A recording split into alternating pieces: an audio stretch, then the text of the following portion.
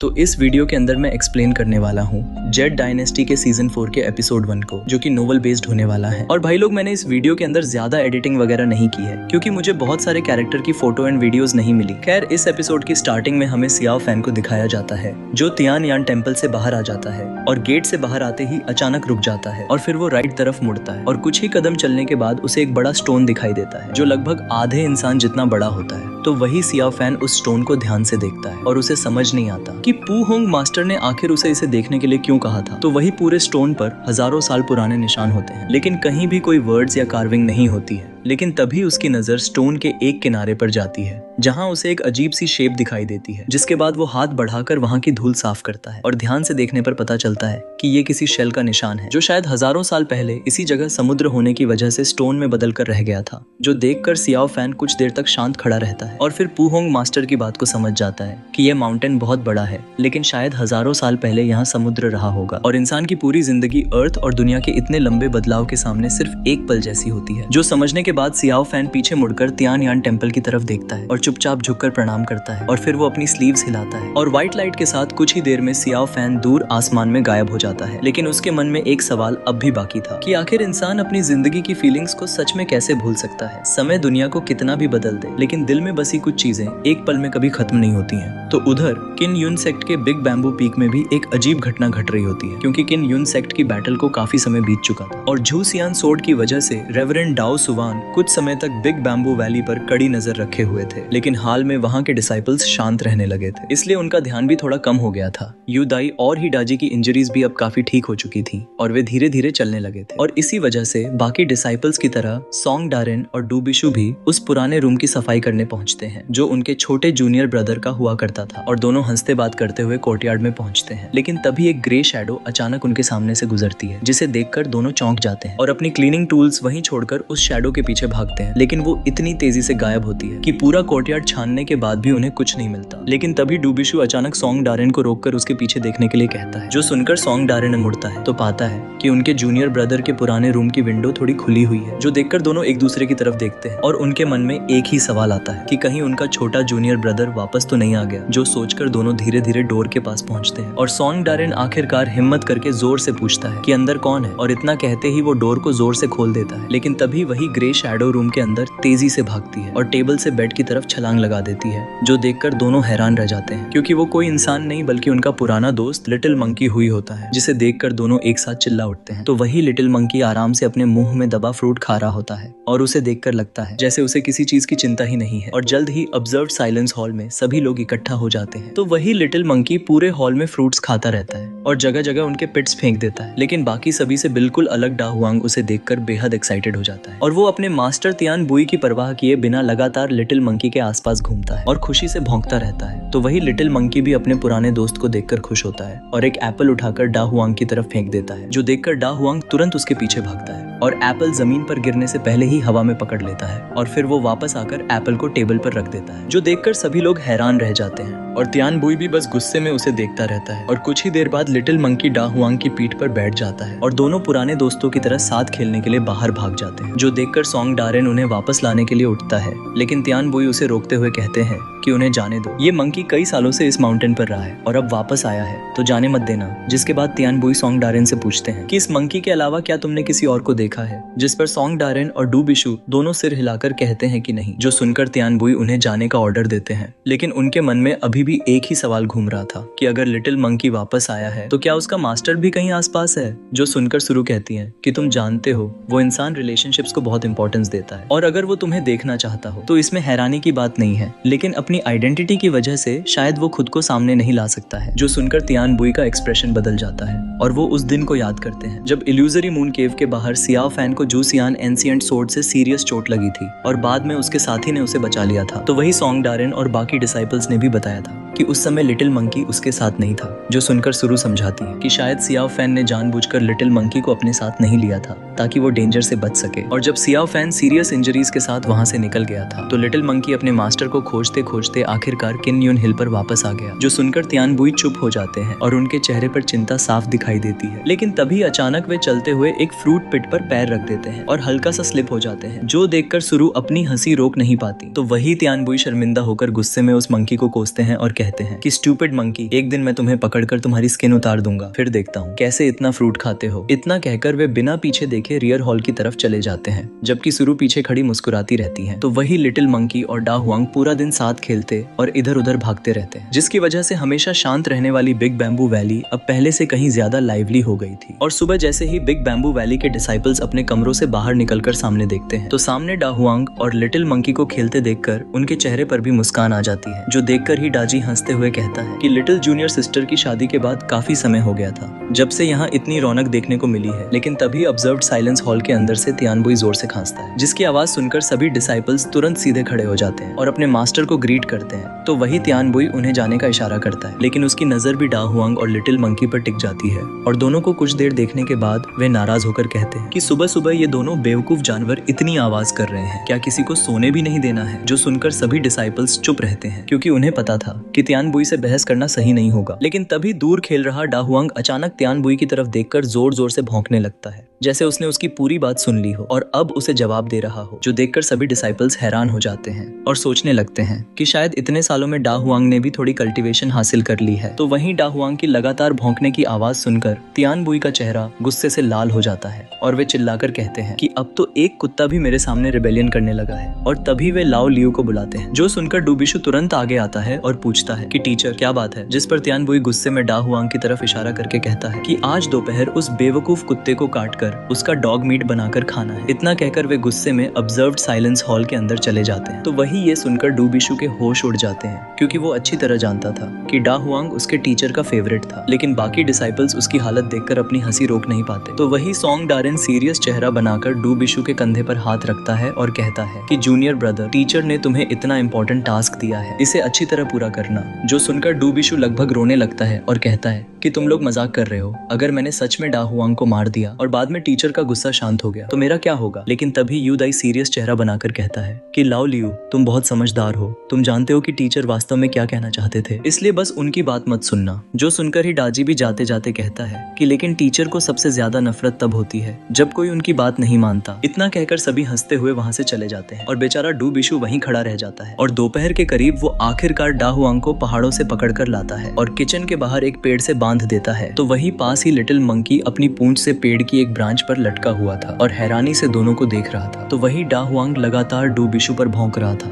जबकि डूबिशु भी गुस्से में उसे डांटते हुए कहता है कि ये सब तुम्हारी वजह से हुआ है, तुम्हें बेवजह टीचर को जवाब देने की क्या जरूरत थी। लेकिन असल में डूबिशु के अंदर डा हुआंग को मारने की हिम्मत बिल्कुल नहीं थी। उसे डर था कि अगर उसने टीचर की बात सच में मान ली तो बाद में तियानबुई खुद उसे सजा दे सकते हैं। इसलिए वो डा हुआंग को वहीं बांधकर किचन में खाना बनाने चला जाता है और पूरी मेहनत से खाना तैयार करता है ताकि टीचर का मूड अच्छा हो जाए। तो वही कुछ देर बाद जब खाना तैयार हो जाता है और जब वो बाहर आता है तो उसके सामने सिर्फ खाली पेड़ और टूटी हुई रस्सी दिखाई देती है और डा हुआंग और लिटिल मंकी दोनों गायब थे, जो देखकर डूबिशु घबरा जाता है और पूरे डिसाइपल्स के कमरों में जाकर पूछताछ करता है, लेकिन किसी को कुछ पता नहीं था। लेकिन तभी दूर से डा हुआंग के भौंकने की आवाज सुनाई देती है, जो सुनकर सभी तुरंत सियाओ फैन के कमरे की तरफ भागते हैं और वहां पहुंचने पर डा हुआंग अकेला कोर्टयार्ड में खड़ा होकर आसमान की तरफ लगातार भौंक रहा होता है। लेकिन लिटिल मंकी कहीं नजर नहीं आता है और सभी डिसाइपल्स आसपास देखने लगते हैं, मगर उसका कोई निशान नहीं मिलता। जिस तरह लिटिल मंकी मिस्टीरियस तरीके से यहाँ आया था, उसी तरह अब वह दोबारा मिस्टीरियस तरीके से गायब हो चुका था और इस घटना ने सभी को उलझन में डाल दिया था। तो वही दोपहर में जब डूबिशु टीचर के आने का इंतजार कर रहा होता है, तब केवल सुरु वहाँ आती है, जो देखकर डूबिशु तुरंत पूछता है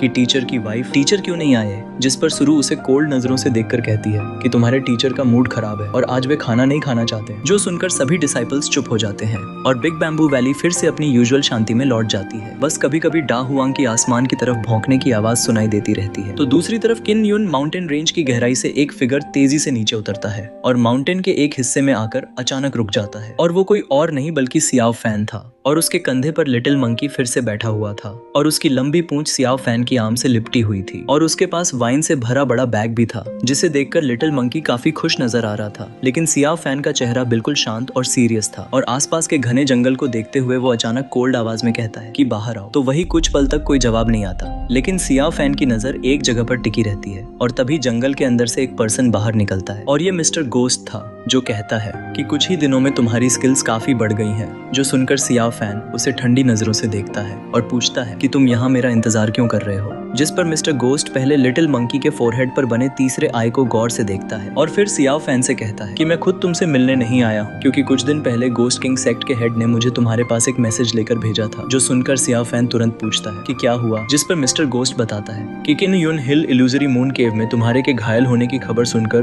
गोस्ट किंग काफी चिंतित था और उसने सेंट्रल प्लेन्स में छिपे अपने लोगों को ऑर्डर दिया था कि वे तुमको ढूंढकर उसका मैसेज दें, और अगर तुम अभी भी घायल हो तो तुम्हें वाइल्डलैंड्स वापस जाकर आराम करना चाहिए, लेकिन अगर तुम्हारी हालत ठीक है तो तुम्हें एक इम्पोर्टेंट टास्क पूरा करना होगा। जो सुनकर सियाओ फैन कुछ पल शांत रहता है और फिर पूछता है कि कौन सा टास्क, जिस पर मिस्टर गोस्ट बताता है कि गोस्ट किंग को पता चल चुका है कि बीस्ट गॉड किन यून के साथ बैटल में हारकर भाग चुका है और उसने होली सेक्ट के बहुत सारे डिसाइपल्स को मारा था, इसीलिए अब उसे खत्म करना बहुत जरूरी है और अभी के लिए बीस्ट गॉड सदर्न बॉर्डर की तरफ भागा है और उस एरिया की जानकारी तुमको सबसे ज्यादा है, इसलिए गोस्ट किंग चाहता है कि तुम उसका पीछा करो और उसे खत्म कर दो। जो सुनकर सियाओ फैन कुछ देर सोचता है और फिर कहता है कि ठीक है, मैं जाऊंगा। लेकिन तभी मिस्टर गोस्ट उसके पास आकर अपनी आवाज धीमी करते हुए कहता है कि लेकिन सेक्ट हेड ने मुझे प्राइवेटली एक और ऑर्डर दिया है कि बीस्ट गॉड को पकड़ना जरूरी है, लेकिन उससे भी ज्यादा इंपॉर्टेंट उसके साथ मौजूद एक फेरोशियस बीस्ट है। जो सुनकर सियाओ फैन की नजरें सीरियस हो जाती हैं, लेकिन मिस्टर गोस्ट आगे कहता है कि उस बीस्ट का नाम ताउटी है और किसी भी सिचुएशन में उसे जिंदा पकड़कर वाइल्डलैंड्स वापस लाना है और सेक्ट हेड ने इस बात पर खास जोर दिया है, इसलिए इसे बिल्कुल मत भूलना। जो सुनकर सियाओ फैन की भौहें सिकुड़ जाती हैं और वो पूछता है कि सेक्ट हेड ताउटी को क्यों चाहता है। जो सुनकर मिस्टर गोस्ट कुछ पल उसे देखता है और फिर कहता है कि ये ऐसी बात है जिसे जानना मेरे अधिकार में नहीं है। जो सुनकर सियाओ फैन कुछ नहीं कहता, वो बस मुड़ता है और अपनी पूरी स्पीड से वहां से निकल जाता है। तो वही पीछे मिस्टर गोस्ट काफी देर तक उसी डायरेक्शन में देखता रहता है और मन ही मन सोचता है कि आखिर इतने कम समय में सियाओ फैन की स्किल्स इतनी तेजी से कैसे बढ़ गईं। लेकिन फिर उसे उस दिन सियाओ फैन को बचाने वाले उन मिस्टीरियस लोगों की भी याद आती है और उसके मन में सवाल उठता है कि आखिर वे लोग कौन थे। तो वही बीस्ट गॉड की कैलेमिटी खत्म होने के बाद नॉर्थ से साउथ तक हर तरफ तबाही का भयानक मंजर दिखाई दे रहा था। हजारों माइल्स तक इंसानों का कोई नामो निशान नहीं था और सैकड़ों विलेजेस से किसी इंसान की आवाज तक सुनाई नहीं देती थी। लेकिन नॉर्थ का इलाका थोड़ा बेहतर था, लेकिन साउथ की तरफ बढ़ते ही रूइंस, बर्बाद टाउन्स और खुले फील्ड्स में पड़ी इंसानों की व्हाइट बोन्स दिखाई दे रही होती है और हवा में धूल और धुएं की आवाज गूंजती रही थी और पूरा सेक्युलर वर्ल्ड ऐसा लग रहा था जैसे इंसान सिर्फ चींटियों की तरह जी रहे हो जिनका अपनी किस्मत पे कोई कंट्रोल नहीं था। तो वही बहुत से लोग जान बचाकर नॉर्थ की तरफ भाग गए थे और कैलेमिटी खत्म होने के बाद अब अपने होम टाउन लौटने लगे थे। लेकिन रास्ते में अब भी कई कॉर्प्सेस पड़े थे और कुछ लोगों को इविल बीस्ट्स ने मारा था, जबकि कुछ लोग भूख और ठंड को हैंडल न कर पाने की वजह से रास्ते में ही मर गए थे और कुछ जगहों पर छोटे इविल बीस्ट्स अब भी बचे हुए थे। लेकिन अब इतनी बड़ी कैटास्ट्रोफी खत्म हो चुकी थी और उनका डर भी लोगों को घर लौटने से रोक नहीं पा रहा था। इसके अलावा बचे हुए इविल डीमंस को भी गुड फैक्शन के डिसाइपल्स लगातार खत्म कर रहे थे और किन यून हिल की ग्रेट बैटल में बीस्ट गॉड झूसियान सोर्ड से हार गया था, लेकिन वो मरा नहीं था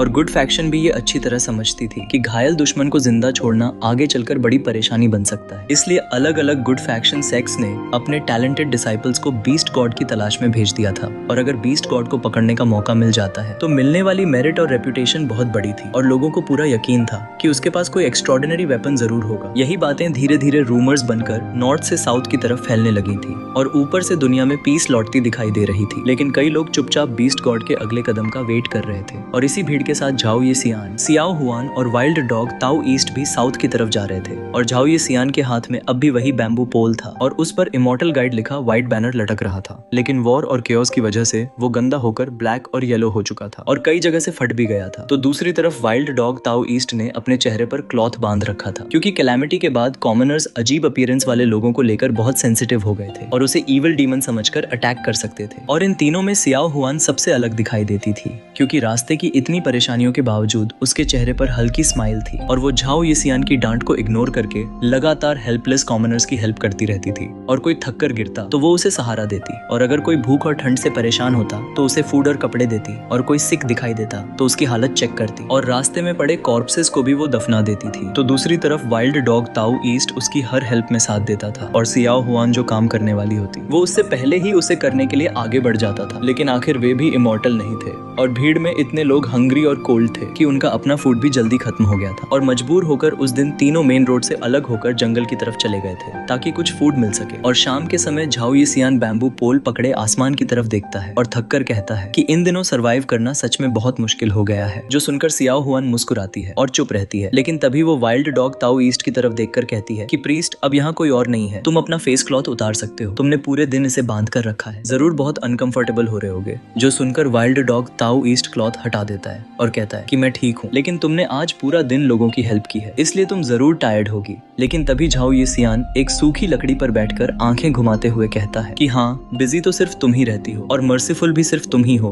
तुमने अपने ग्रैंडपा का ड्राइड फूड भी दूसरों को दे दिया और अब तुम्हारा ग्रैंडपा खुद भूखा बैठा है। जो सुनकर सियाओ हुआन उसके शोल्डर्स दबाते हुए कहती है कि ग्रैंडपा, हम फिर भी लकी हैं, लेकिन उन लोगों को देखो, अगर उन्हें कुछ खाने को नहीं मिला तो उनके पास आगे जाने की स्ट्रेंथ भी नहीं बचेगी। जो सुनकर वाइल्ड डॉग ताओ ईस्ट तुरंत कहता है कि तुम दोनों यहीं बैठो, मैं जंगल में जाकर कोई वाइल्ड एनिमल पकड़ने की कोशिश करता हूँ। जो सुनकर सियाओ हुआन मुस्कुराकर कहती है कि ठीक है प्रीस्ट। तो वही वाइल्ड डॉग ताओ ईस्ट फॉरेस्ट में चला जाता है, जिसके बाद झाओ ये सियान उसे ताना मारते हुए कहता है कि क्यों हंस रहे हो, तुम्हारी स्माइल कुछ ज्यादा ही वल्गर है और तुम्हारे मन में कोई गलत थॉट तो नहीं चल रहा। जो सुनकर वाइल्ड डॉग ताओ ईस्ट अपनी स्माइल छिपा लेता है और सियाओ हुआन को देखकर कहता है कि तुम दोनों मेरा वेट करना। इतना कहकर वो फॉरेस्ट में चला जाता है। जो देखकर सियाओ हुआन नाराज होकर कहती है कि ग्रैंडपा, वाइल्ड डॉग ताओ ईस्ट इतने लंबे समय से हमारे साथ है और आपने उसके साथ कभी अच्छा व्यवहार क्यों नहीं किया? उसने रास्ते भर हमारी इतनी हेल्प की है और वो बुरा पर्सन भी नहीं है। जो सुनकर झाओ ये सियान कहता है कि तुम्हें क्या पता कौन अच्छा है और कौन बुरा, वो हमारे साथ इसलिए घूम रहा है क्योंकि। लेकिन सियाओ हुआन तुरंत उसे रोकते हुए कहती है कि ग्रैंडपा, जिसके बाद झाओ ये सियान चुप हो जाता है। तो उधर फॉरेस्ट में कुछ देर तक आवाजें आती रहती हैं और आखिरकार वाइल्ड डॉग ताओ ईस्ट एक वाइल्ड बर्ड पकड़े हुए खुशी खुशी वापस आता है और वो एक्साइटेड होकर कहता है कि देखो मैंने क्या पकड़ा है। लेकिन अगले ही पल उसकी आवाज रुक जाती है क्योंकि वहाँ झाओ ये सियान और सियाओ हुआन दोनों गायब थे। जो देखकर उसके हाथ से वाइल्ड बर्ड जमीन पे गिर जाता है और वो कोल्ड हवा उसकी बॉडी को छूती है और वाइल्ड डॉग ताओ ईस्ट कांपने लगता है और वो उस सूखी लकड़ी के पास जाता है जहाँ झाओ ये सियान बैठा था और फिर उसकी नजर कुछ फुटप्रिंट्स पे पड़ती है और उनमें से एक फुटप्रिंट इंसान का नहीं था। उसमें 3 शार्प क्लॉज के निशान थे,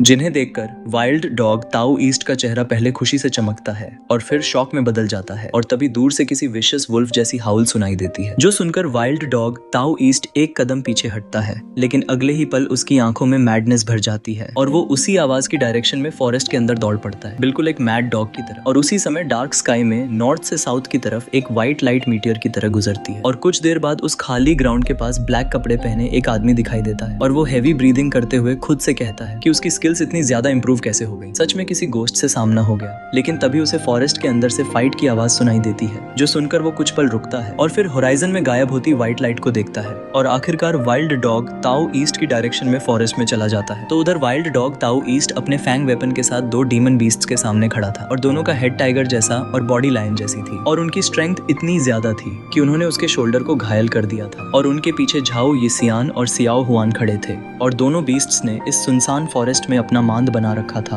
और चारों तरफ डेड बॉडीज पड़ी थी और कुछ लोग अभी भी जीवित थे, लेकिन उनकी हालत बहुत खराब थी। और वाइल्ड डॉग ताओ ईस्ट को भी समझ आ चुका था कि अगर एक बीस्ट होता तो शायद वो जीत सकता था, लेकिन दोनों के खिलाफ उसकी डेथ ऑलमोस्ट पक्की थी। लेकिन फिर भी वो भाग नहीं सकता था क्योंकि उसकी नजर बार बार सियाओ हुआन की टेरिफाइड आंखों पर जा रही थी। और तभी दोनों बीस्ट्स एक साथ रोर करते हुए उसकी तरफ बढ़ने लगते हैं। तो वही वाइल्ड डॉग ताओ ईस्ट के पैर कांप रहे थे और उसका इंस्टिंक्ट उसे भागने के लिए कह रहा था, लेकिन अगले ही पल उसकी बॉडी खुद आगे लीप कर जाती है, बिल्कुल एक मैड डॉग की तरह। और दोनों बीस्ट्स के क्लॉज उसकी बॉडी में घुस जाते हैं, लेकिन उसी समय उसका फैंग वेपन घायल बीस्ट के चेस्ट में जा चुका था, जिसकी वजह से ब्लड चारों तरफ फैल जाता है और वाइल्ड डॉग ताओ ईस्ट लड़खड़ाकर पीछे जाता है और उसकी बॉडी से ब्लड बहने लगता है और घायल बीस्ट कुछ मोमेंट्स बाद जमीन पर गिरकर मर जाता है। तो वही दूसरा बीस्ट अपने कंपेनियन को देखकर और ज्यादा फ्यूरियस हो जाता है और वाइल्ड डॉग ताओ ईस्ट पर दोबारा झपट पड़ता है और उसकी डेथ लगभग तय थी। लेकिन तभी एक येलो लाइट की फ्लैश होती है और कुछ टैलिस्मैन पेपर्स हवा में गिरते हैं और अगले ही पल वाइल्ड डॉग ताओ ईस्ट गायब हो जाता है और बीस्ट का अटैक खाली जमीन पर पड़ता है। तो वही झाओ ये सियान वाइल्ड डॉग ताओ ईस्ट को लेकर आसमान से नीचे गिर पड़ता है और असल में झाओ ये सियान ने अपनी सो कॉल्ड सेलेस्टियल स्किल से वाइल्ड डॉग ताओ ईस्ट को टेलीपोर्ट करने की कोशिश करता है, लेकिन टेक्निक बीच में ही फेल हो रही थी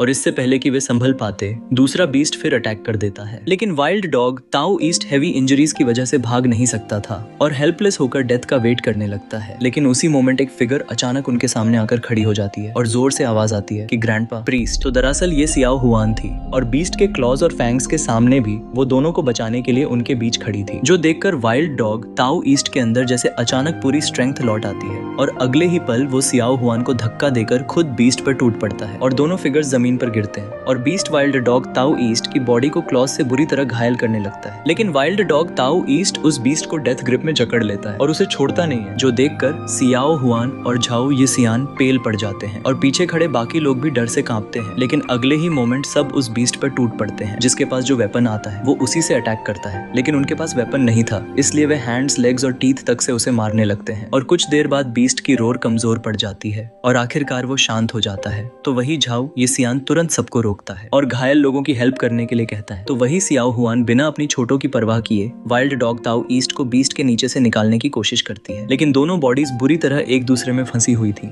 जो देखकर झाओ ये सियान ध्यान से देखता है और समझ जाता है कि वाइल्ड डॉग ताओ ईस्ट के हाथ बीस्ट की थिक फर को चीरकर उसके चेस्ट के अंदर घुस चुके हैं। तो वही बाकी लोगों की हेल्प से आखिरकार दोनों बॉडीज अलग की जाती है और सियाओ हुआन वाइल्ड डॉग ताओ ईस्ट को जमीन पर लिटाकर उसकी ब्रीदिंग चेक करती है, लेकिन तभी अचानक वो फ्रीज हो जाती है और उसकी आंखों में आंसू आ जाते हैं, जो देखकर झाओ ये सियान घबराकर पूछता है कि क्या हुआ, जिस पर सियाओ हुआन कांपती आवाज में कहती है कि प्रीस्ट मर चुका है, जो सुनकर झाओ ये सियान भी कुछ पल के लिए स्पीचलेस हो जाता है। तो वही सियाओ हुआन की क्राइज के बीच फेंट लाइट में वाइल्ड डॉग ताओ ईस्ट का स्ट्रेंज फेस दिखाई देता है और उसके चेहरे पर डेथ का दर्द था, लेकिन उसके होंठों पर एक हल्की ट्विस्टेड स्माइल भी थी। वो मर चुका था, बिल्कुल एक मैड डॉग की तरह। लेकिन अब इसी के साथ हमारा यह एपिसोड यहीं पर खत्म हो जाता है और इसका नेक्स्ट पार्ट आप लोगों को कल देखने को मिलेगा। और हाँ भाई लोग, चैनल को सब्सक्राइब जरूर से कर देना।